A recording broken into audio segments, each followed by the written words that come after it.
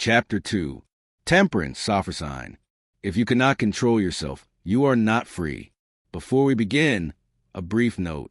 If you find value in thoughtful conversations about discipline, character, and self-mastery, I invite you to subscribe to the channel. New chapters build on one another, and staying connected allows you to follow the full journey. If this topic resonates with you, hitting the like button helps ensure these ideas reach others who are searching for the same clarity. And if you know someone who would benefit from this reflection, feel free to share the video with them. Understand this. What you're about to hear is not meant for everyone. This channel is not built for entertainment. It is built for men who are willing to govern themselves. If you're here because you feel the weight of modern life, if you know comfort has made things easier, but you're weaker, if you're ready to master your impulses instead of negotiating with them, then you're in the right place. I invite you to subscribe to this channel, not for content, for continuity. Each chapter builds discipline layer by layer. Miss one, and the structure weakens. Stay with it, and something changes, quietly, internally, permanently. If this message already resonates with you, hit the like button, not as a favor, but as a signal that this kind of conversation still matters. And if you know another man, a brother, a friend, a colleague who is fighting the same internal battles, share this chapter with him, not to convince him, not to lecture him, but to remind him he's not alone. Strong men don't rise in isolation. They remind each other the path. Now listen carefully. This chapter is about temperance, the discipline that decides whether desire serves you or rules you. Let's begin. The quiet enemy.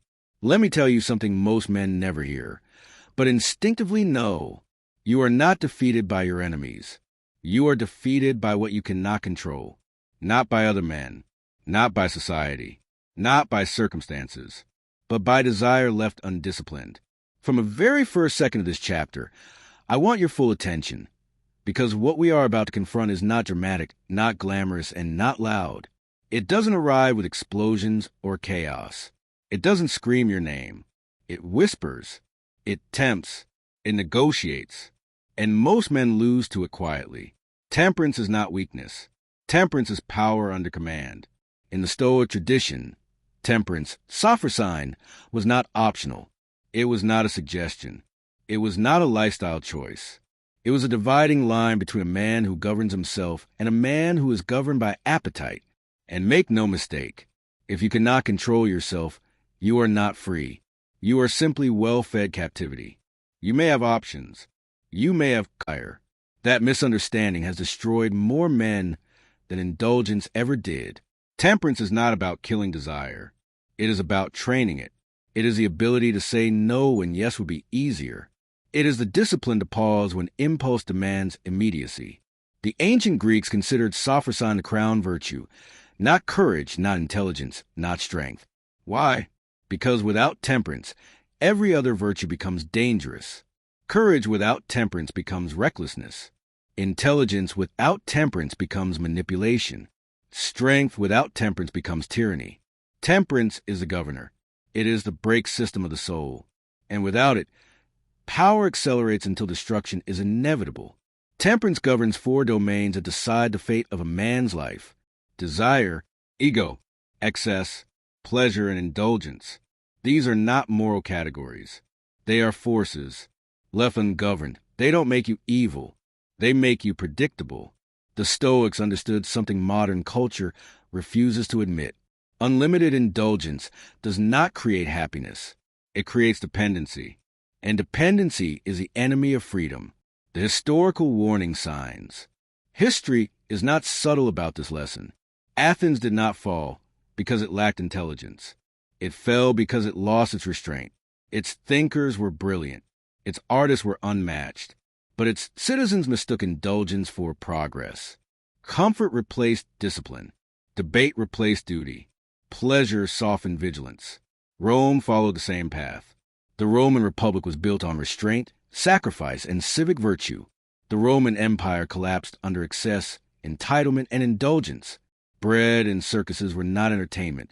They were anesthesia. The Roman elite did not lose power to barbarians first. They lost it to themselves. Temperance eroded, discipline dissolved, and when the crisis arrived, nothing solid remained. This pattern has never changed. Empires fall when men lose self-command. Desire, the first test of freedom. Desire is not your enemy. Untrained desire is. Desire is the engine of ambition. But without temperance, it becomes a runaway machine. Every man believes he is in control until desire proves otherwise. You see it in spending you didn't plan. In anger, you didn't restrain. In habits, you justify. In indulgences, you postpone dealing with. Impulse doesn't announce itself as weakness. It arrives disguised as a reward. You've earned this. Just this once. Tomorrow you'll be disciplined. Tomorrow never comes. The Stoics taught that freedom lives in the space between stimulus and response. When that space disappears, choice disappears with it. You are no longer acting. You are reacting. And reaction is not power. Marcus Aurelius ruled the most powerful empire on earth and feared one thing more than rebellion or invasion: his own impulses. He trained himself daily, knowing how easily power corrupts an undisciplined mind. Temperance begins when you stop negotiating with impulse, not suppressing it, not indulging it, but commanding it. Ego, the most dangerous appetite. Ego is desire wearing armor. It demands recognition. It demands validation. It demands superiority. And unlike hunger or lust, the ego never feels satisfied. Temperance restrains the ego not by humiliation, but by perspective. The Stoics taught men to remember their place in the order of things, not to feel small, but to feel grounded. You are not the center of the universe, and that is liberation. An unrestrained ego makes men fragile. Every insult becomes an attack. Every disagreement becomes a threat. A temperate man does not need to win every argument. He does not need to announce every success. He does not need applause to confirm his worth. His discipline speaks for him. History is full of men destroyed by ego, leaders who could not accept limits, generals who ignored counsel, rulers who mistook admiration for loyalty. Temperance keeps ego useful, not dominant. Excess, the illusion of more. Excess is insecurity pretending to be ambition.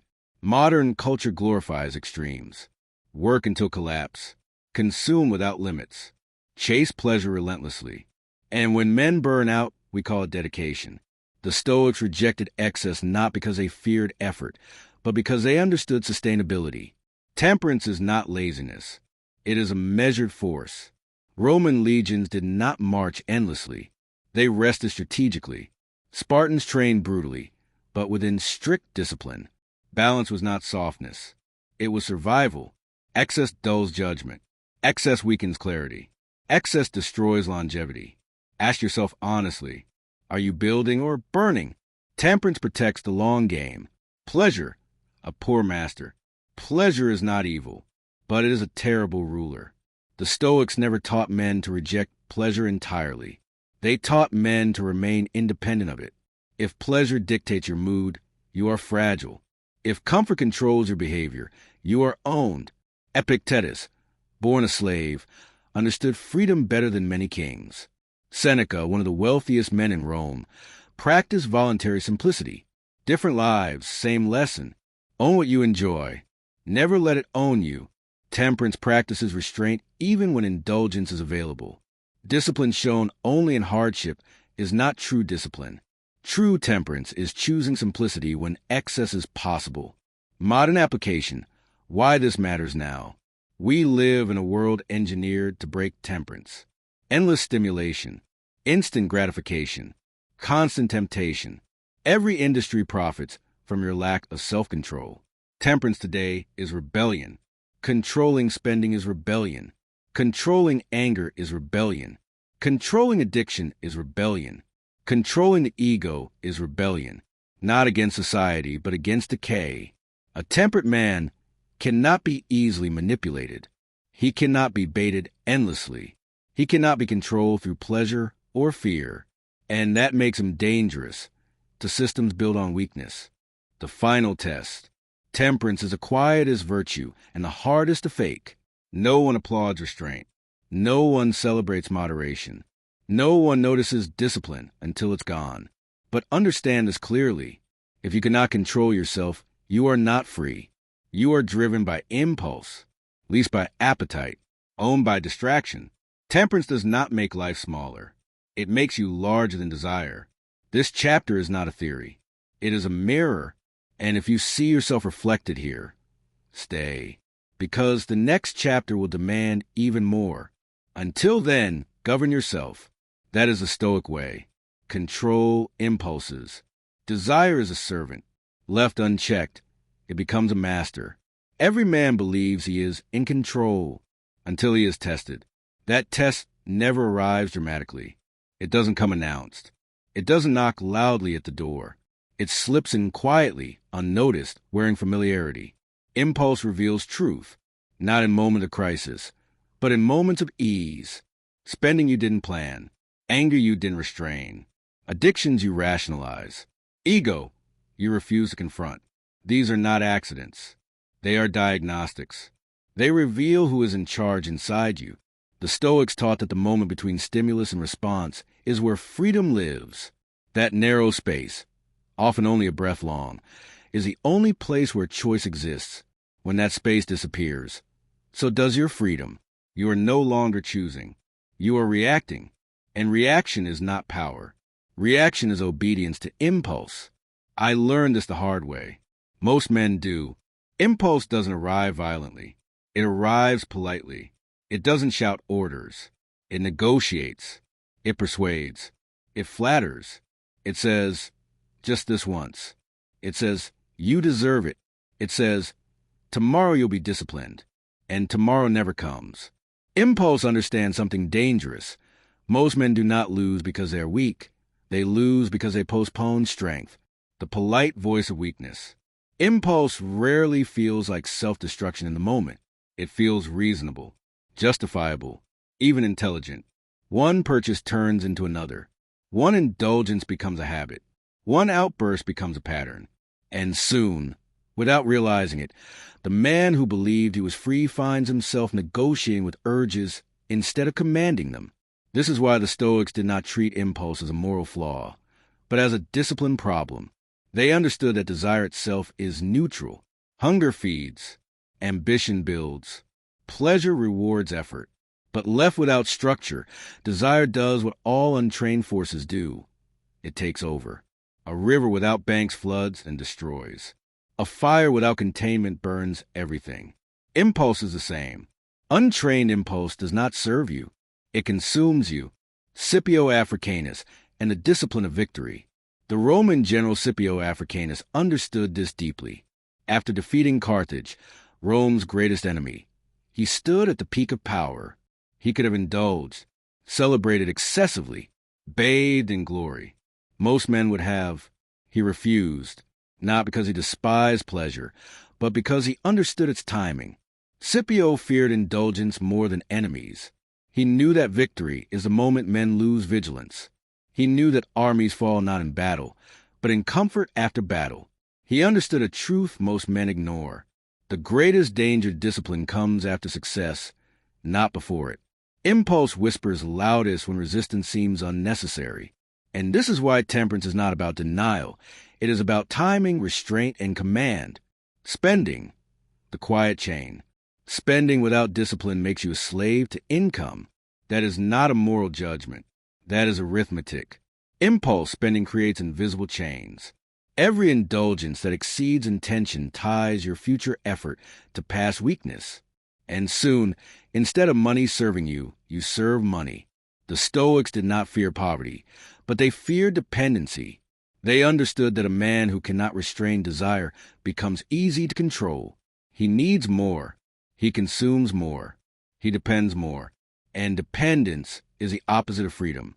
Temperance in spending is not about deprivation. It is about sovereignty. I do not spend because desire demands it. I spend because reason permits it. That difference changes everything. Anger, the most exploited impulse.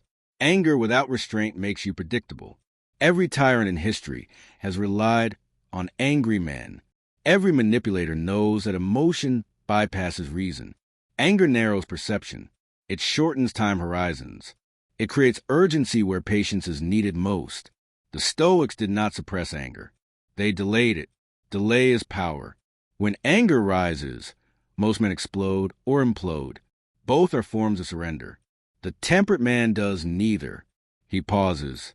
He observes. He lets emotion reveal its shape before allowing it to speak. When I feel anger rise, I don't suppress it. I delay it. That delay restores choice. And choice is freedom. Addiction, when impulse becomes identity. Addiction without limits makes you weak. Not because of the substance, but because of the surrender. Addiction is not always chemical. It can be digital, emotional, psychological, social. Anything that controls your behavior against your values is an addiction. The Stoics practiced voluntary discomfort not because suffering was virtuous, but because dependence was dangerous. Cold instead of warm. Simple meals instead of excess. Silence instead of noise. Not forever, but often enough to prove to themselves that desire did not own them. That proof matters. Because the man who knows he can say no is harder to manipulate than the man who constantly explains why he says yes. Ego, the subtle tyrant. The ego is an impulse wearing a crown. It demands recognition. It demands validation. It demands superiority. And unlike hunger or lust, the ego never finishes eating. Temperance restrains the ego not through humiliation, but through proportion. The Stoics taught men to remember their place in the order of things. Not to feel small, but to feel accurate. An unrestrained ego makes men fragile. Every insult becomes an attack. Every disagreement becomes a threat. A temperate man does not need to win every argument. He does not need to announce every success. He does not need to be seen to feel real. He measures himself internally. That is power. Training impulse like a soldier trains reflex. Temperance trains impulse the way soldiers train reflex. Through repetition, through standards, through refusal to negotiate with weakness. You do not debate impulse. You condition it. Impulse is like a horse. If trained, it carries you far. If untrained, it throws you and runs free. Every time you pause instead of reacting, the impulse weakens. Every time you delay gratification, impulse learns its place. Every time you deny ego, character strengthens. When desire demands indulgence, I observe it. When the ego wants recognition, I deny it. When anger rises, I slow time. This is not self-punishment. It is self-command. Marcus Aurelius and the fear of the self. Marcus Aurelius ruled an empire, but feared one thing above all else: his own impulses. Not rebellion, not invasion, not political enemies. Himself. He wrote not to impress others, but to discipline his own mind. He understood that power magnifies weakness first. That unchecked impulse corrupts leaders faster than opposition ever could. His greatest enemy was not outside Rome, but inside his own thoughts. And that lesson has never expired. Ask yourself honestly, without performance, without defense, who decides your actions, your values, or your urges? Who speaks loudest when you are tired? Who takes control when no one is watching?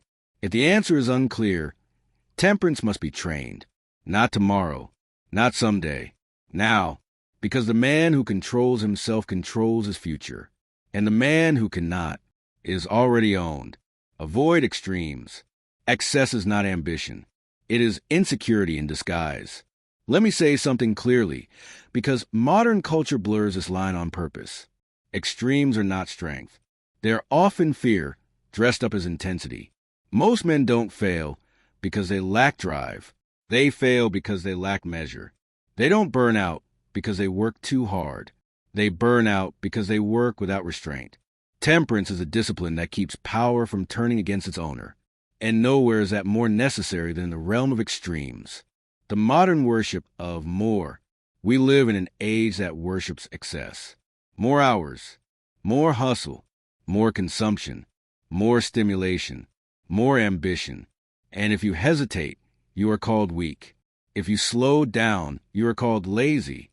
If you choose balance, you are told you don't want enough. This is not wisdom. This is marketing. Extremes sell well. They look impressive on screens. They sound heroic in speeches. But they destroy quietly, slowly, and internally. The Stoics rejected extremes not because they feared effort, but because they understood sustainability.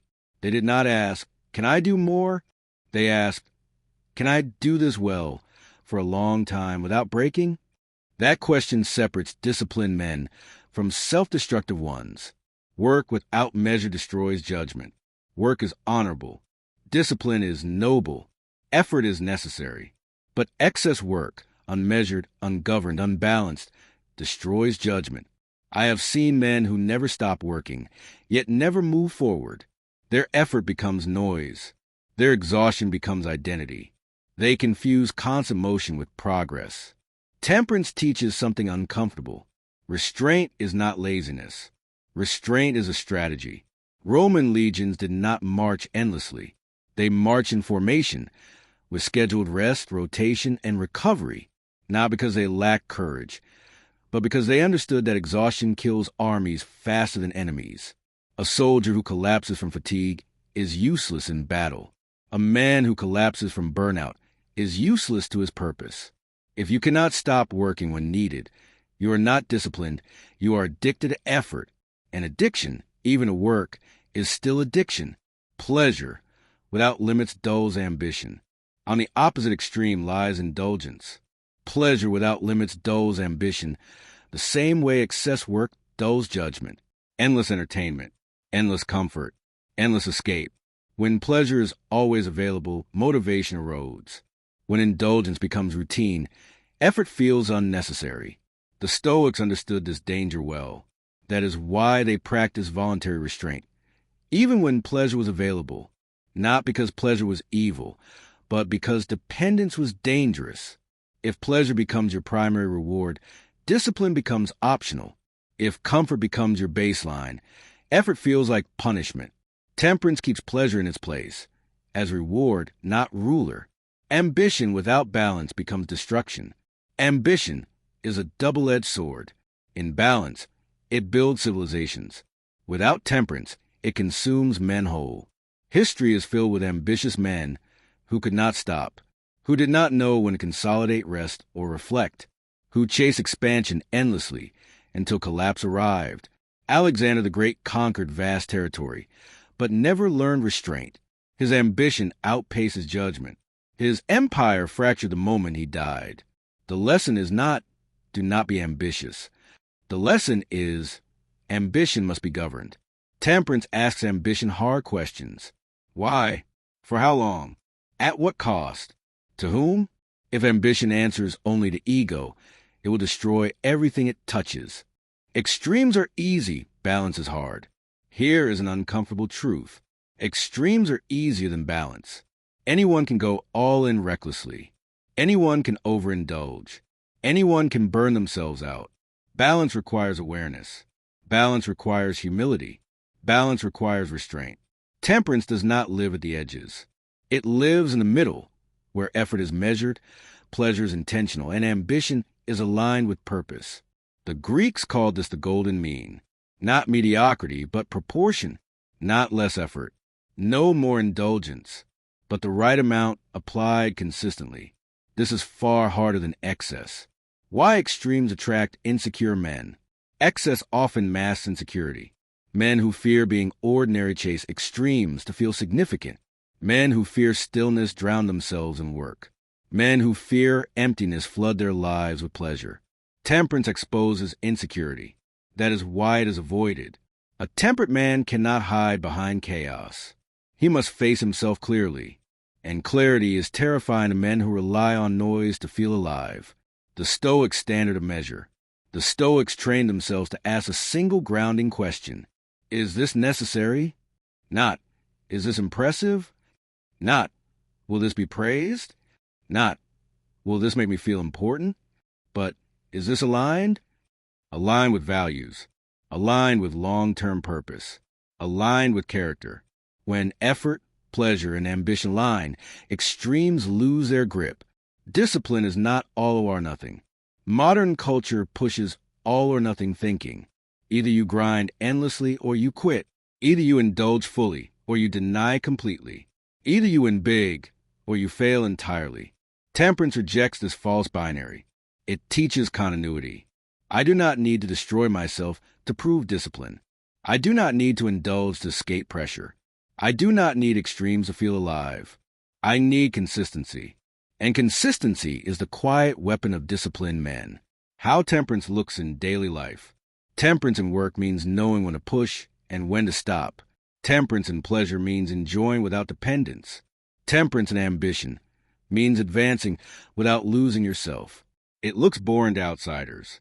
It looks unimpressive on social media, but it builds something rare. Longevity. A temperate man lasts. The cost of ignoring this lesson. Men who ignore temperance always pay later. Burnout, resentment, broken relationships, lost clarity. They call it bad luck. They call it circumstances. They call it fate. But the pattern is always the same. Extremes without restraint end in collapse. Temperance is not about doing less. It is about doing what matters, without destroying yourself in the process. If you cannot moderate effort, pleasure, and ambition, you will eventually lose all three. Balance is not weakness. Balance is control extended over time. And control over time is power. Live simply. Luxury is not the enemy. Dependence is. Let me be clear from the start, because this is where many men misunderstand Stoicism. Living simply is not living small. It is living unburdened. Simplicity is not poverty. It is freedom from unnecessary weight. The Stoics never demanded that men reject wealth, comfort, or success. They warned against something far more dangerous. Dependence. Because the moment comfort becomes a requirement rather than an option, freedom disappears. This section is not about asceticism. It is about sovereignty. And sovereignty begins with this question. If all excess were removed tomorrow, would I still stand? Why simplicity terrifies modern men. Modern life is built on layers. Subscriptions, possessions, distractions, conveniences. Each one is small. Each one justified. Each one quietly increases dependence. Simplicity terrifies modern men because it exposes how much of their identity is outsourced to external things. Strip those things away and silence appears. And silence forces confrontation, not with society, not with circumstances, with self. That is why many men avoid simplicity. It leaves nowhere to hide. Temperance does not demand that you abandon comfort. It demands that you prove you're not owned by it. The Stoic practice of voluntary discomfort. The Stoics practice voluntary discomfort deliberately, not as punishment, not as virtue signaling, but as training, cold instead of warmth, simple meals instead of indulgence, modest clothing instead of display. They did this not because suffering was good, but because dependence was dangerous. If comfort controls your mood, you are fragile. If luxury dictates your behavior, you are owned. I practice simplicity even when excess is available. That is the key. Discipline that only exists in hardship is not discipline at all. True temperance is choosing restraint when indulgence is possible. Epictetus Seneca and the paradox of freedom. Epictetus was born a slave. Seneca was one of the wealthiest men in Rome. Their circumstances could not have been more different. Their philosophy was identical. Freedom does not come from what you possess. It comes from what does not possess you. Epictetus lost nothing when deprived, because he expected little. Seneca retained clarity because he treated wealth as something borrowed, not owned. This is the paradox modern men struggle to grasp. You can have much and still live simply. Simplicity is not a bank balance. It is a mindset. Possessions and the hidden tax. Every possession carries a hidden tax. Maintenance, attention, anxiety, protection. The more you own, the more your time is consumed by managing what you own. And slowly, without realizing it, possessions begin to dictate behavior. Temperance asks a brutal question. Does this serve my life, or does my life now serve this? A temperate man does not accumulate mindlessly. He chooses deliberately, not because he fears success, but because he values clarity. Living below your means is power. Living simply often means living below your means, not out of fear, out of strategy. Financial restraint gives you options. Options give you leverage. Leverage gives you freedom.